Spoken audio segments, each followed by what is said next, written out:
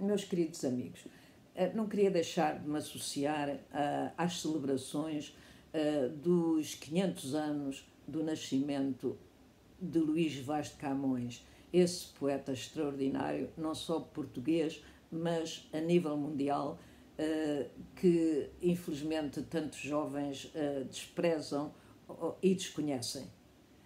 Vou ler-vos um capítulo do meu romance Dom Sebastião e o Vidente, em que ele é a personagem principal, quando regressa de Moçambique para Lisboa e encontra a capital devastada pela peste.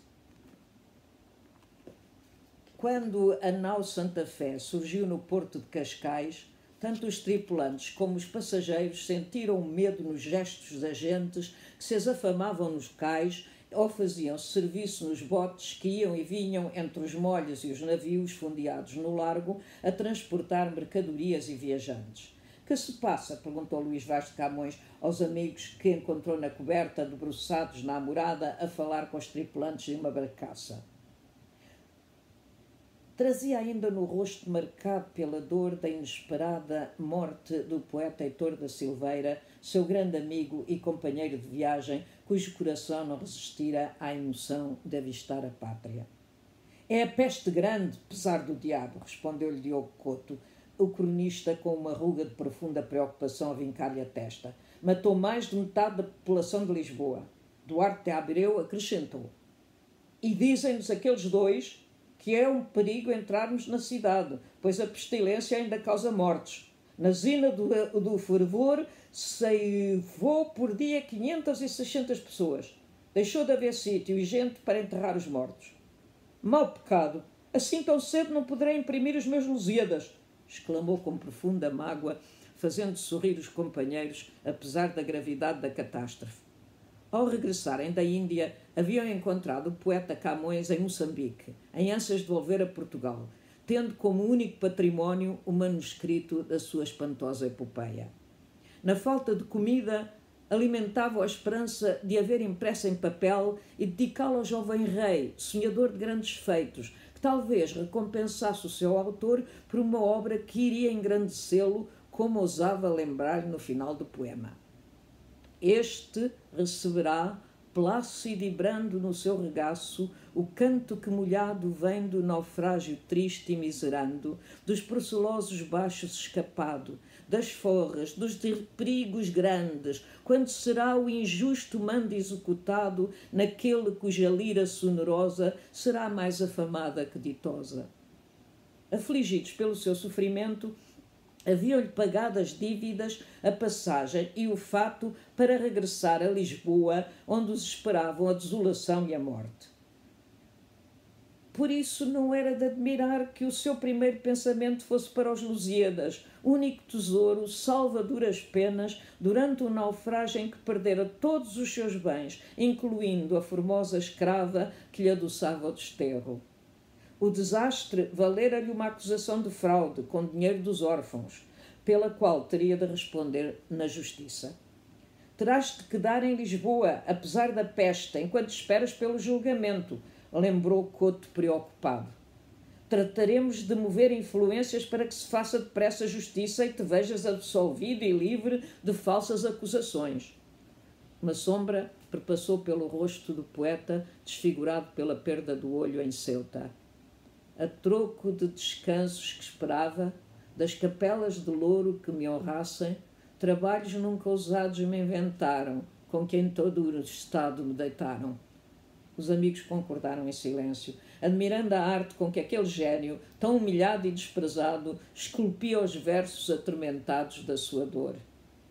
Diogo de Couto despediu-se e partiu para Almeirim, a fim de solicitar a El Rei licença para a nau entrar no Tejo e nos portos de Lisboa encerrados por causa da peste. Recebida a autorização real, o navio lançou-se âncora ao largo no cais da Ribeira e os passageiros embarcaram nos escaleres que os levaram para a terra. Sem o buliçoso fervilhar dos matelotes, estivadores e mariolas, Luís Vaz teve dificuldade em reconhecer nos desolados molhos o porto da capital portuguesa, centro de um riquíssimo comércio e destino final de inúmeros navios da Europa, da carreira da Índia ou das terras de Vera Cruz, comumente designadas por Brasil. Para onde ides agora? Perguntou-lhe Luís da Veiga. Tendes pousada? Irei para a casa da minha mãe Ana de Sá. Acautelai-vos, Luís, falou António Serrarão, sabendo que nada fazia recuar o poeta nem mesmo medo da morte. Tratei de vos resguardar dos maus ares dessa peste. Lembrai-vos dos Lusíadas. Seguido pelo fiel escravo Jau que lhe transportava um modesto fato, Camões dirigiu-se para a sua antiga casa, na calçada de Santana, atravessando a zona da Ribeira, outrora enxameada de gente, com os seus mercados, as tavernas e hospedarias, as tendas de mal cozinhado, onde comera tantas vezes antes da sua partida para a Índia, agora deserta e sem vida.